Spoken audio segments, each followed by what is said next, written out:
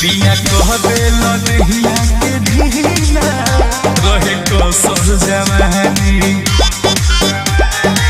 कच्चे उम्र में भइल गवाना साल 16 पूरत रहे कच्चे उम्र में भइल गवाना साल 16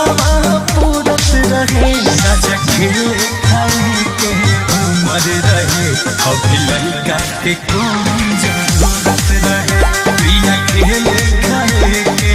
उम्र रहे अभी लड़का के कौन जरूरत रहे।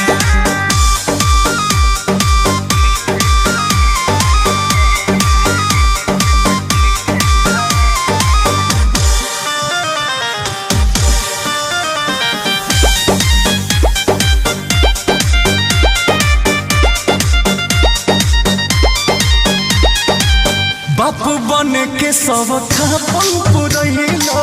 हमरा के लड़को रे खैला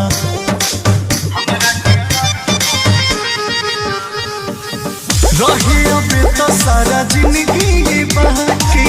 तब न तनिको मोहैला कोई नीली होरा न मनला कहनावा कोई नीली होरा न मनला कहनावा इतत कहमन राजा खेल खाए के उम्र रहे अभी लड़का के कौन जरूरत रहे प्रिया खेल खाए के उम्र रहे अभी लड़का के कौन जरूरत रहे।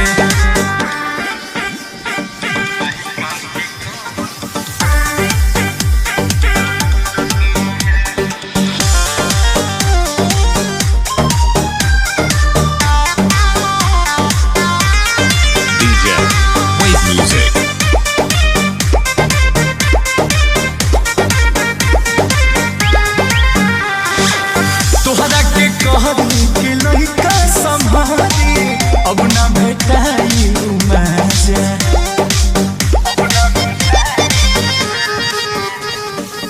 पोसे पाले के जिम्मा हमारे कपारे